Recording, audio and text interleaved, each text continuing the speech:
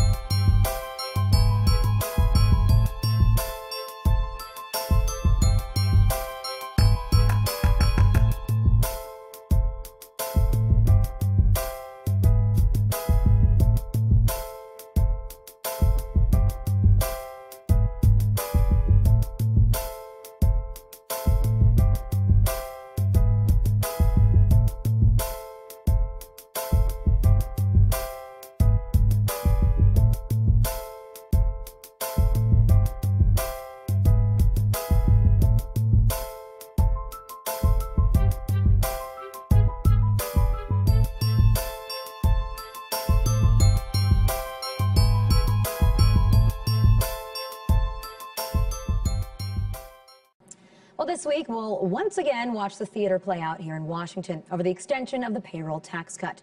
There are two different plans at work here. Democrats want to lower the payroll tax for employees to 3.1%, cutting most families' tax bills by in 2012.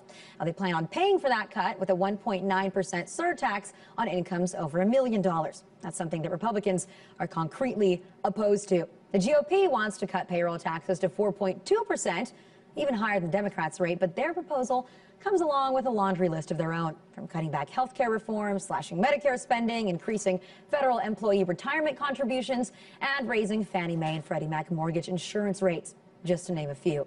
So once again, it seems like it's an ideological battle. But is one of the arguments based on a complete lie? One percenter says that an ordinary middle-class consumer is, in fact, far more of a job creator than the rich will ever be.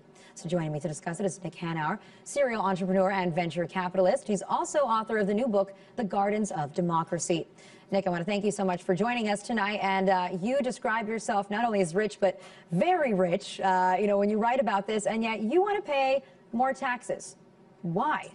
I do. So for 30 years, there's been this sort of insidious lie that has been perpetrated on the American public that if you cut taxes on the rich and essentially pour money into rich people in the form of tax benefits and tax cuts and increasing wages, that jobs will squirt out the other side. And obviously that's not true. If it was true, given the tremendous increase in inequality over the last 30 years and the tremendous decrease in the effective tax rate on the wealthiest Americans, if there was a shred of truth to that argument, we would be awash in jobs. But if you understand the economy as a complex adaptive system, as an ecosystem, which is what it really is, and which is essentially the argument of this new book that we just published, you instantly recognize that jobs are a consequence of a feedback loop between consumers and businesses. And in that very real sense, it is the demand that middle-class consumers create that is the thing that creates jobs, not entrepreneurs and certainly not rich people. So that's definitely not the argument that you ever hear coming from Capitol Hill, specifically not from the Republicans. But why then is that just taken as fact? Is, if, as you explained, it makes sense that people need to go out there and spend money and create demand for anybody to be able to create more jobs, then why is the common knowledge seem to be the exact opposite of it? Well, the most charitable way of looking at it is a misunderstanding. Obviously, you could also say that people are just, that the people who have created these policies were simply protecting their wealthiest constituents. But a charitable interpretation is that they're just simply mistaken about how economies actually work, and that their understanding is rooted in 19th century metaphors, that the economy is this linear closed system rather than an open, complex, adaptive system.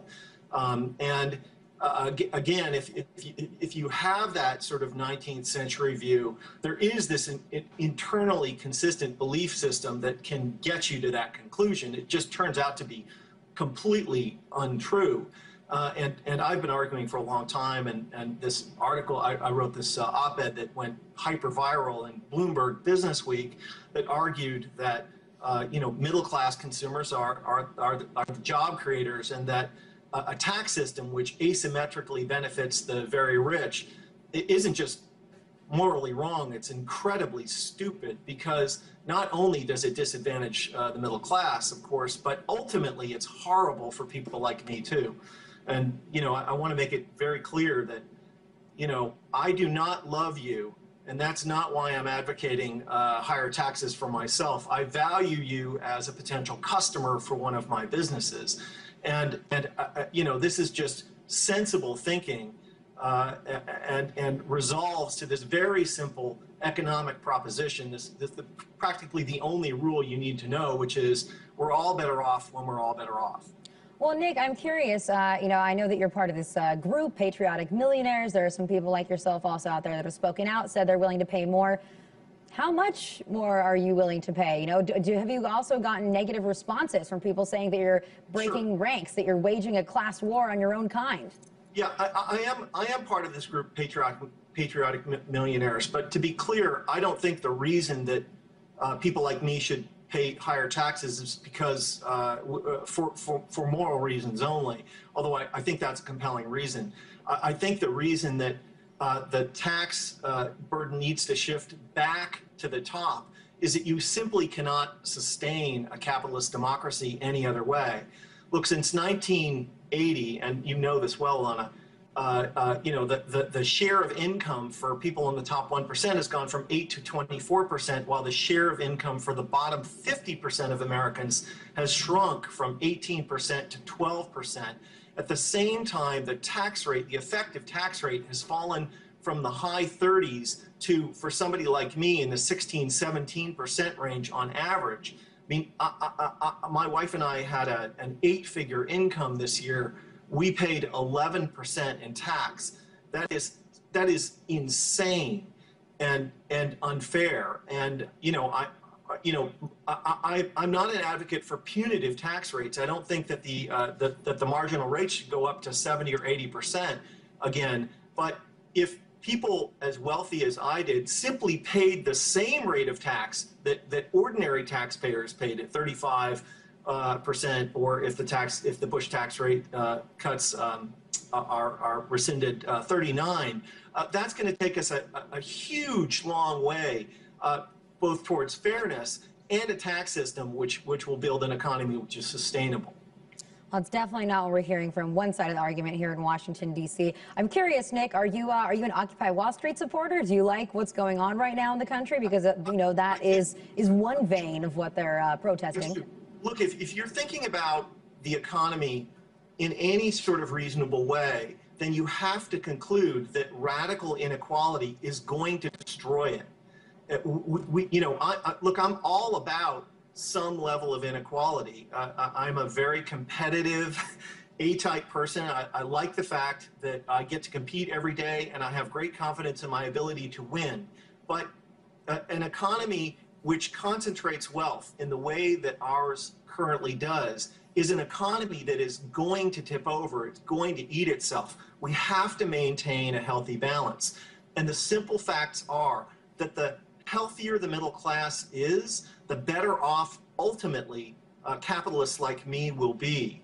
And Occupy is the first instance in 30 years where people have finally woken up to how crazily unequal our society has become. By the way, not just economically, but of course there are all these crazy in many ways, that's for sure. Exactly. Well, I think that maybe the Heritage Foundation should listen, because they think that if everybody can afford a microwave these days, there's no such thing as a poor person or inequality. That's one of the arguments that we hear. I have to wrap it up, unfortunately, Nick, but I want to thank you so much for joining us tonight. And thank you for everything you do. Really appreciate it. Thank you.